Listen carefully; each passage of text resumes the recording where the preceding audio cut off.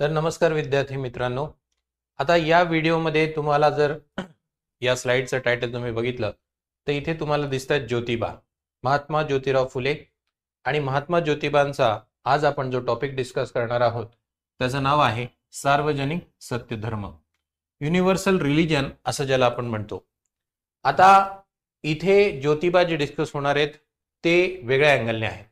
आतापर्यंत तुम्ही इतिहासामध्ये ज्योतिबांचा जन्म, ज्योतिबांनी केलेले जे पण इनिशिएटिव्ह आहेत, ज्योतिबांचं सत्यधर्म सभा असेल, सत्यशोधक समाज असेल, त्यांनी लिहिलेली पुस्तकं आहेत, या पुस्तकांच्या द्वारे तुम्ही ज्योतिबांना व्हिजिट केलेलं आहे.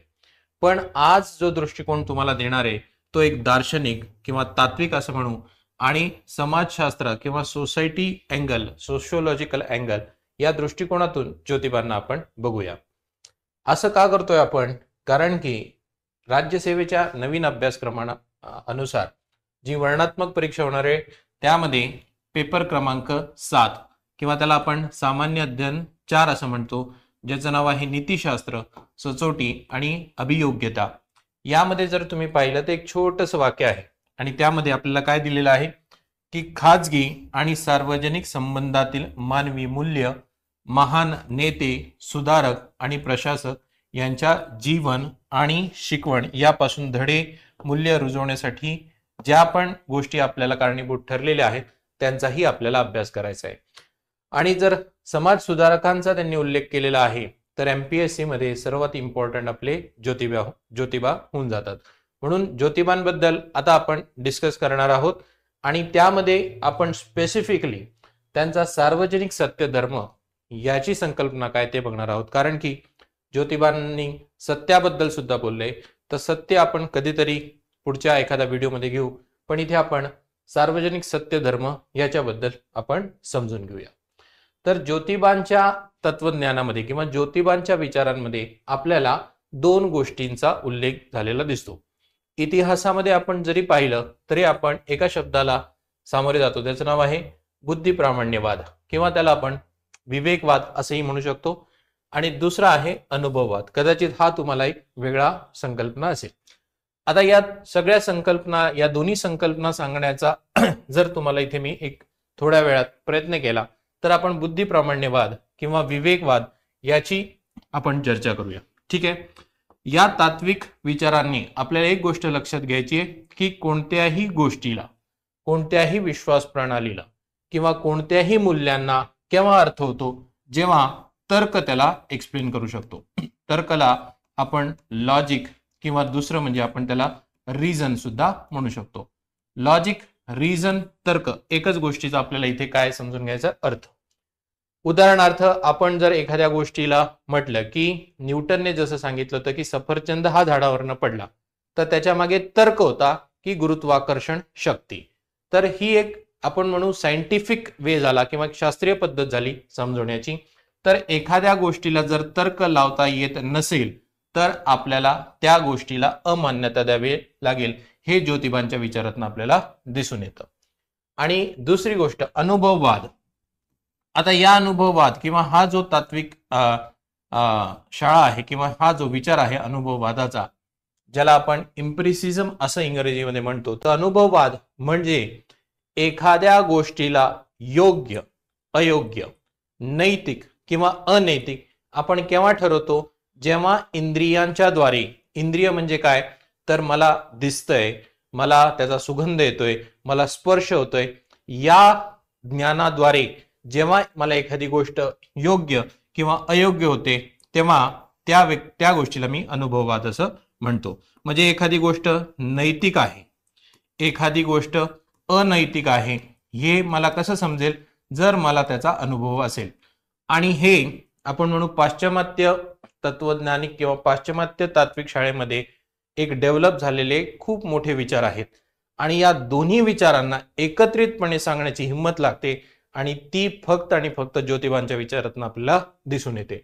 त्यामुळे जिथे पण बुद्धिप्रामाण्यवाद असेल, जिथे पण अनुभववाद असेल आणि ज्याने एखादी गोष्ट जर सत्य मानली गेली तरच मी त्या गोष्टीला मान्यता देईल, नाही तर अथवा मी सगळ्या गोष्टीला अमान्य करेल, असा विचार ज्योतिबांनी मांडला. आणि हा विचार जर पकडला तर तुम्ही ज्योतिबांच्या कोणत्याही विचारांना किंवा ज्योतिबांच्या कोणत्याही कृतींना तुम्ही काय समजू शकतात, त्या आधारे तुमची त्याची एक आकलन करू शकतात. मग ज्योतिबा अशा सरकारला मान्यता देतील का जी अनैतिक असेल? नाही. ज्योतिबा अशा विचारांना मान्यता देतील का ज्याला कोणताही तर्क देता येईल? नाही. आणि म्हणून आपल्याला ज्योतिबांचा विचार या दोन आधारे जर समजला तर आपला जो युनिव्हर्सल रिलिजन आहे किंवा जागतिक सत्य धर्म जो आहे हा संपूर्ण आपल्याला ज्योतिबांच्या आधारे सांगता येईल. तर मध्यस्थांना नकारून तर्कावर आधारित सत्य शोधनाची बाजू ज्योतिबांनी मांडली. ऑफकोर्स त्याचा आधार काय होता, तर बुद्धी प्रामाण्यवाद आणि अनुभववाद. या दोन्ही शाळा, जो आपला पेपर क्रमांक 4 आहे, ज्याला आपण नीतिशास्त्र असं म्हणतो, एथिक्स असं म्हणतो, त्याच्यामध्ये आपल्याला ह्याचा थोडा थोडा उल्लेख आहे. तर त्या दृष्टिकोनातून आपण ज्योतिबांना बघतोय. आणि दार्शनिक दृष्टिकोन आपण जर बघितला तर या दोन्ही बुद्धिप्रामाण्यवाद आणि अनुभववादावर ज्योतिबांना आपल्याला सार्वत्रिकता आणि समावेशकता म्हणजे युनिव्हर्सल, ज्या गोष्टी जागतिकरित्या सत्य असतील त्यांनाच मान्यता देईल आणि ज्या गोष्टी सगळ्यांना घेऊन चालतील, समावेशकता, समावेशक विकास, इन्क्लुझिव्ह डेव्हलपमेंट, असं सुद्धा आपण अर्थशास्त्रामध्ये बघतो. तर इन्क्लुझिव्हिटी आणि युनिव्हर्सॅलिटी या गोष्टीलाच ज्योतिबा सांगतील. कोणत्याही प्रकारचा भेदभाव, युनिव्हर्सल म्हटल्यानंतर कोणत्याही प्रकारचा भेदभाव चालेल का? नाही.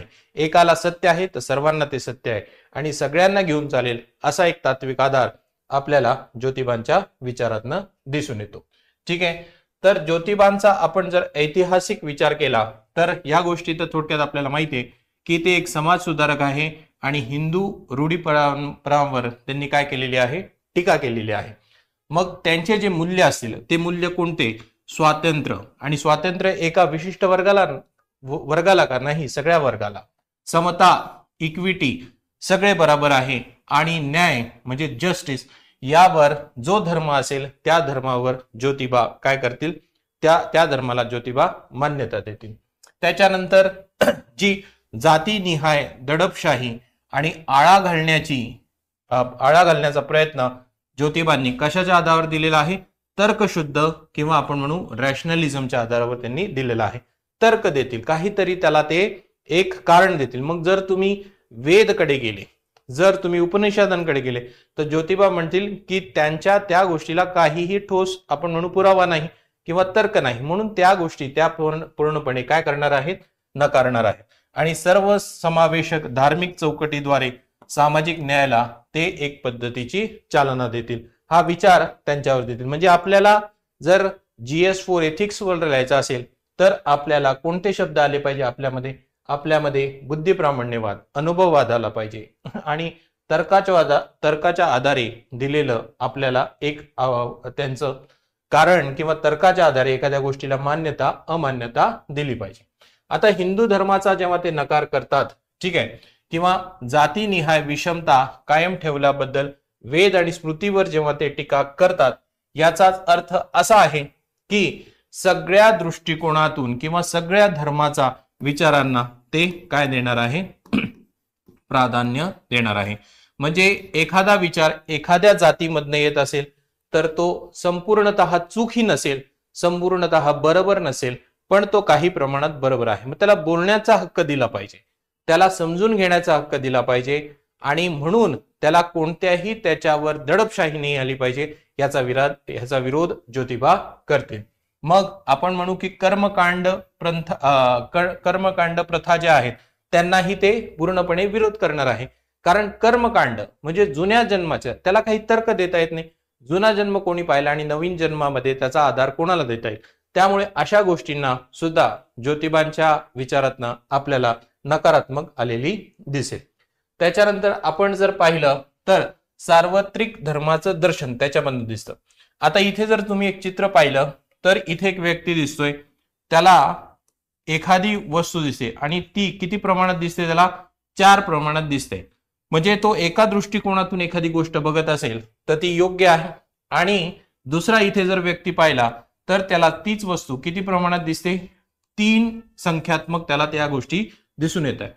तर इथे हा म्हणतो नाही या गोष्टी 4 आहे, तिथे तो म्हणतो नाही इथे 3 आहे. पाहिली तर ही एकच वस्तू आहे काहीतरी दिलेली, मग कोण बरोबर? तर दोन्ही बरोबर आहेत आणि दोन्ही चूक आहे. म्हणजे आपल्याला एखाद्या गोष्टीला जर पूर्णपणे सत्य मानायचं असेल तर आपल्याला वेगवेगळे दृष्टिकोन, वेगवेगळे पर्स्पेक्टिव्ह समजणं गरजेचे आहे. ठीक आहे, यालाच आपण बहुलतवाद असं त्याला म्हणतो. त्याला आपण प्लुरॅलिझम असं इंग्रजीमध्ये म्हणतो. आणि आपली जी भारताची सामाजिक व्यवस्था आहे त्यामध्ये एकच जात किंवा एकच धर्म आहे का? नाही, विविध जात आणि विविध धर्म आहे आणि प्रत्येक जण आपापल्या दृष्टिकोनातून काही ना काही सांगत असतो. त्यामुळे सगळ्यांना तुम्ही काय करा, सगळ्यांना प्राधान्य द्या, सगळ्यांचा विचार करा. आणि जैन धर्मामध्ये पाहिलं तर हाच विचार आहे ज्याला आपण अनेकांतवाद असं सुद्धा म्हणतो. आणि ज्योतिबांनी याची सुद्धा आपल्याला समर्थन करताना दिसतं. मग यामध्ये जेव्हा ज्योतिबा सांगतात की या व्यक्तीचा ऐका, या व्यक्तीचा ऐका, म्हणजे ज्योतिबा एखाद्या व्यक्तीवर आपण काय म्हणत आहोत, कॉन्सन्ट्रेट करत आहे किंवा एखाद्या व्यक्तीबद्दल ते बोलत आहे. आणि जेव्हा आपण व्यक्तीला प्राधान्य देतो, एखाद्या जातीला, धर्माला प्राधान्य देता, त्या व्यक्तीच्या बोलण्याला, व्यक्तीच्या दृष्टिकोनाला प्राधान्य देतो, तेव्हा ती एक सर्वात मोठी तात्विक आधार होतो ज्याला आपण मानवतावाद असं म्हणतो. इंग्रजीमध्ये याला ह्युमॅनिझम असं म्हणतो. ह्युमॅनिझम किंवा मानवतावाद म्हणजे कोणत्याही व्यक्तीची किंमत का आहे? कारण तो व्यक्ती म्हणून जन्माला आलेला आहे. एखादा व्यक्तीचा जो पण आपण म्हणू दृष्टिकोन आहे तो महत्वाचा आहे का? कारण तो एका व्यक्तीने सांगितलेला आहे. आणि जेव्हा आपण व्यक्तीच्या बद्दल बोलतो तेव्हा त्याला आपण मानवतावाद असं म्हणतो. म्हणजे पुढे जाऊन तुम्हाला एक संकल्पना सर्वांना माहिती आहे, त्याला आपण सेक्युलरिझम किंवा धर्मनिरपेक्षता असं म्हणतो. तर धर्मनिरपेक्षता किंवा सेक्युलरिझम हा सुद्धा एक मानवतावाद आहे. कारण शेवटी धर्म कोणी पालन करायचं आहे? मानवाने. कोणत्या धर्माचा पालन करायचं आहे? मानवाने कोणत्या तरी धर्माचा पालन करायचं आहे. म्हणून व्यक्तीच्या संबंधित आपण गोष्टी बोलत असतो आणि म्हणून त्याला व्यक्तिवाद असं म्हणतो. म्हणून ज्योतिबांचे विचार लिहिताना मानवतावाद सुद्धा आपण सांगितलंच पाहिजे.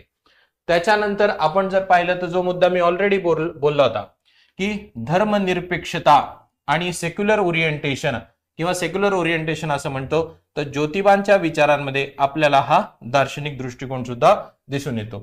तात्विक चिंतापेक्षा वास्तविक जगाच्या दडपशाहीवर लक्ष केंद्रित केले पाहिजे असं त्यांच्या लेखणीतून आपल्याला दिसून येतं. सर्वांचे कल्याण जास्तीत जास्त करण्याचा उपयुक्तवाद कल्पनांशी सुद्धा साधर्म आहे असं ज्योतिबा म्हणतात. आणि उपयुक्तवाद म्हणजे आपण अशा गोष्टींना प्राधान्य दिले पाहिजे ज्याचा आपल्याला उपयोग करता येईल, म्हणजे ज्याची आपल्याला गरज आहे. आणि हा उपयुक्तवाद, याला इंग्रजीमध्ये युटिलिटी तुम्ही म्हणणार आहे, हा उपयुक्तवाद सुद्धा एक आपण तात्विक विचार आहे. तर हे याचं सुद्धा आपल्याला काही ना काही अंश त्यांच्या लेखणीतनं आपल्याला दिसून येतं. आता त्यांनी स्पष्टपणे या गोष्टीला सांगितलेलं नाहीये, पण जेव्हा GS4 मध्ये आपल्याला जेव्हा लिहायचं आहे किंवा नीतिशास्त्रामध्ये आपल्याला लिहायचं आहे तेव्हा ज्योतिबांच्या विचारांना आपल्याला या पद्धतीने मांडायचंय. त्याच्यानंतर एक अजून सर्वात महत्वाचं, ज्योतिबा जेव्हा सगळ्या लोकांचा विचार एकत्रित करतील तेव्हा एखादी रचना कशी होणार आहे, एखादी रचना पूर्ण कशी होईल, तर ती विविध विचारांनी एकत्रित येऊनच पूर्ण होणार आहे. जर एकच व्यक्ती आला, सपोज हाच व्यक्ती आला, तर ही रचना कशी असणार आहे? अर्धवट असणार आहे किंवा आपण म्हणू रचनेचा काहीच भाग ते सांगतील. आणि जर 4 लोक एकत्र आले तर 4 लोक एकत्र आल्यानंतर एखाद्या विचारांना, एखाद्या तत्वाला, एखाद्या नैतिकतेला, एखाद्या नीतिमत्तेला अशी पूर्णतः रचना मिळेल. आणि हेच आहे कन्स्ट्रक्टिव्हिजम किंवा रचनावाद. ठीक आहे, तर धार्मिक वर्चस्वाचे दावे फेटाळून सत्याच्या सापेक्षतावादी विचारांना प्रोत्साहन त्यांनी दिले. म्हणजे प्रत्येक गोष्टी कशी आहे, सापेक्षपणे आपण म्हणू खरी आहे. आणि जर पूर्णतः सत्य आपल्याला पाहिजे असेल, पूर्णतः सत्य आपल्याला ओळखायचं असेल, एखादी गोष्ट पूर्णपणे आपल्याला जर समजून घ्यायची असेल तर आपल्याला रचनावाद किंवा कन्स्ट्रक्टिव्हली तिला बघितलं पाहिजे. अलग लक्षात. उदाहरणार्थ जर तुम्हाला ही गोष्ट एक सिंपल पद्धतीने एक्सप्लेन मी करायची म्हटली तर आपल्याकडे संसद आहे आणि संसदामध्ये आपण म्हणू एखादा प्रस्ताव असतो.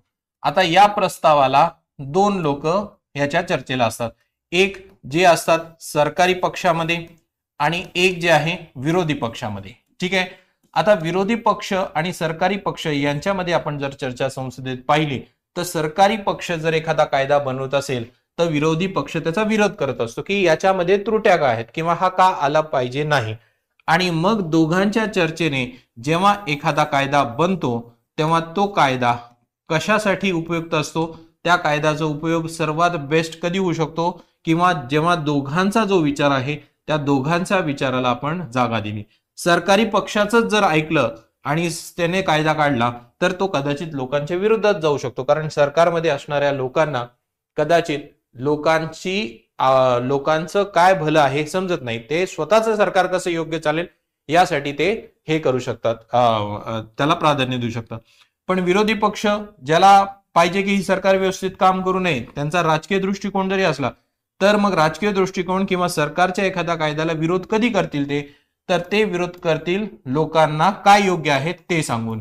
आणि मग जेव्हा दोघांचा विचार कुठेतरी एकत्र होईल तेव्हा असा कायदा होतो जो ना सरकारसाठी हे असतो ना विरोधी पक्षाच्या पक्षेत असतो, पण तो कायदा असतो फक्त आणि फक्त लोकांच्या पक्षेमध्ये. तर इथे दोन पक्षांचा विचार जर आपण केला तर एक कन्स्ट्रक्टिव्ह एक रचना तयार होते जी अति योग्य अशी रचना असते.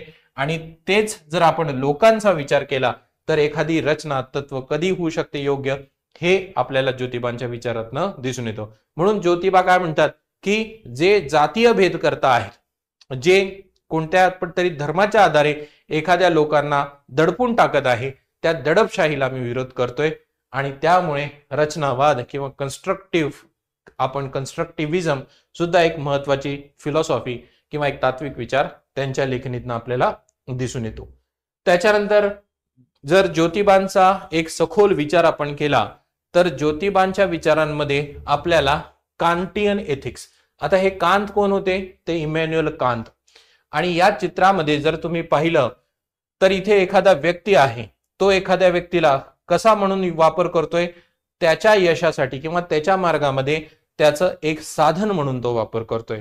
मग तुम्ही जेव्हा पब्लिक सर्व्हिस करत आहात, लोकसेवा करत आहात, तर तुम्ही लोकांना स्वतःच्या पायाखाली ठेवणारे का? नाही. तुमच्यासाठी अंत कोण आहे? तुमच्यासाठी आहे अंत म्हणजे लोक.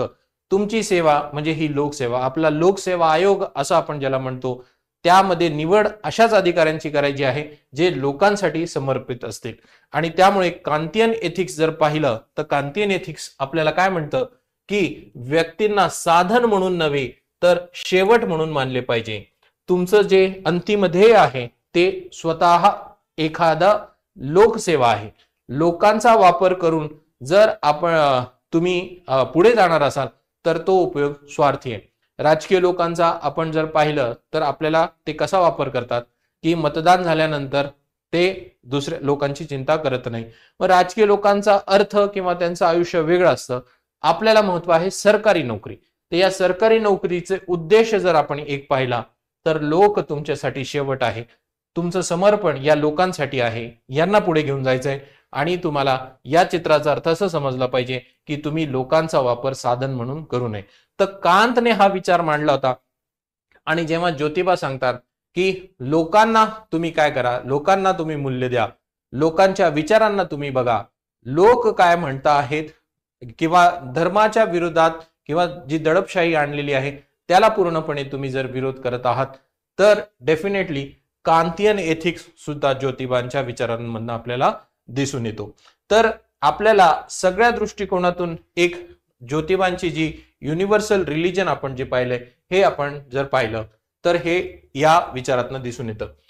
मग सरकारी हस्तक्षेप ज्योतिबांना कसा आवडेल? सरकारी हस्तक्षेप ज्योतिबांना असाच आवडेल जो धर्माच्या आधारे नाही पण तर्क किंवा बौद्ध प्रमाणवादाच्या आधारे आहे. सरकारी हस्तक्षेप कधी चांगला? जेव्हा तो आपण म्हणू अनुभववादाच्या आधारे आहे. सरकारी हस्तक्षेप तेव्हाच चांगला जेव्हा सगळ्या लोकांना तिकडे आपण म्हणू संधी दिली जाईल. आणि ज्योतिबांच्या याच विचारांना आपण पाहिलं तर बाबासाहेबांनी जो संविधान लिहिलं आहे त्या संविधानामध्ये, कारण ज्योतिबांच्या विचारांनी बाबासाहेब प्रभावित होते आणि कलम 14, कलम 15, कलम 16 किंवा कोणत्याही कलमाबद्दल तुम्ही बघितलं तर सगळे कलम आणि कलम त्यांच्या या विचारांनीच कुठे ना कुठे आपल्याला प्रभावित झालेले दिसून येतात. तर आपल्या एथिक्स 4 मध्ये ज्योतिबा लिहायचे तर इतिहासातनं जे आपल्याला ज्योतिबा समजले ते तात्विक स्तरावर आपल्याला असे समजले पाहिजे आणि अशा पद्धतीने आपलं उत्तर असलं पाहिजे. आता हा फक्त ज्योतिबांचा किंवा महात्मा फुलेंचा आपण म्हणू एक विचार आहे. त्यांचा अजून एक विचार सत्य म्हणजे काय, कारण सत्यशोधक समाजाची त्यांनी स्थापना केली होती. तर what do you mean by truth, सत्य म्हणजे काय. आपण सत्यशोधक समाज बघतो, मग सत्याचं खोज किंवा सत्य म्हणजे काय हे जर आपल्याला समजायचं असेल तर हे आपण पुढच्या व्हिडिओमध्ये बघू. नमस्कार.